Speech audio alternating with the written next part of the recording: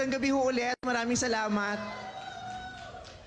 Pagtayo ko, tinatanong ko si Direk Jun at saka si Uge, ano ba tong award na to?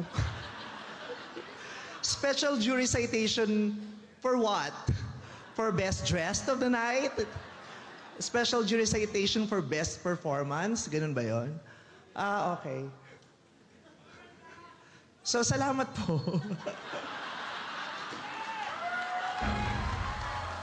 Seriously, hindi ko talaga alam. Tagtatanga-tangahan ako. Ayoko naman magpasalamat, hindi ko alam, naiintindihan yung award. Pero, Eto na po, babasahin ni ayun, i-explain pa lang, baka sa best hairstyle, best outfit. Ito na po, ito na po.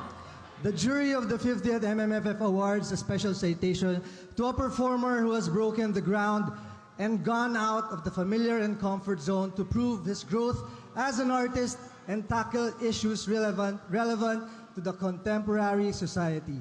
The MMFF jury honors Vice Ganda for his achievement in this year's festival.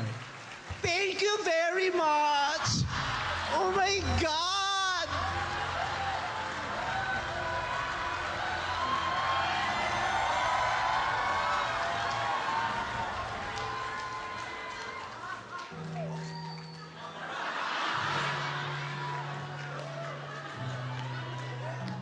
I have long been waiting for this.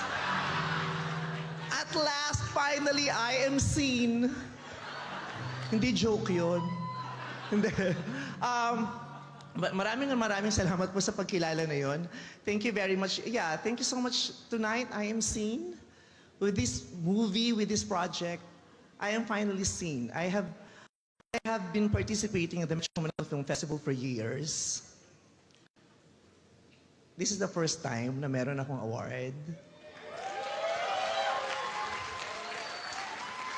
Maraming salamat sa pagkakataon na ibinigay pa rin sa akin ng ABS-CBN.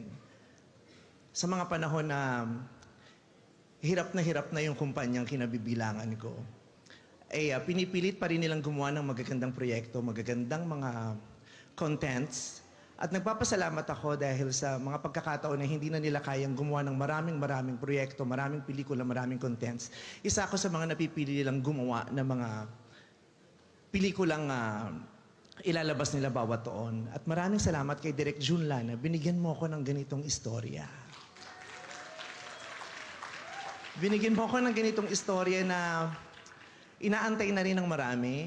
Binigyan mo ako ng ganitong pagkakataon na gumanap sa isang karakter na hindi lang magpapatawa, isang karakter na hindi lamang mang-aaliw sa mga manonood, kundi tutusok sa mga puso at kaluluwa ng makakakita nito. At makapagbibigay ng maraming realizations at maraming aral sa mga makakatunghay ng pelikulang ito. Maraming salamat sa paggabay mo at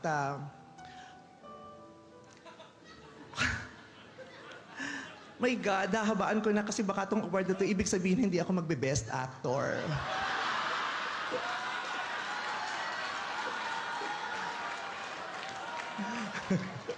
Baka ito yung award sa mga first runner-up.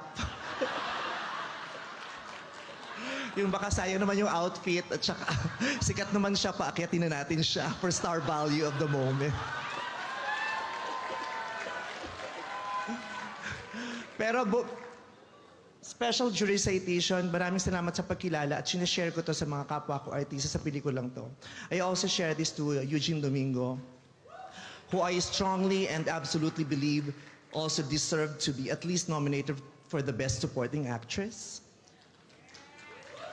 Gayon din si Gladys Reyes at si Maris Racal at ang nanay kong si Malu Santos, producer ko pala yun. Malu de Guzman. Si Malu Santos naging artista.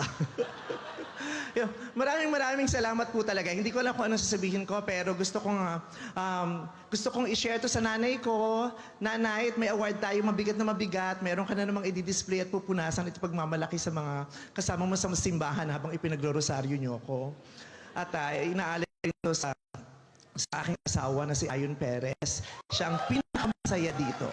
Maraming salamat at inaalay ko to sa lahat ng bahagi ng LGBTQIA+ community. Para sa ating lahat to, maraming salamat sa Metro Manila Film Festival at kinikilala niyo ako at ang kakayahan ko, isang baklang performer. Maraming salamat.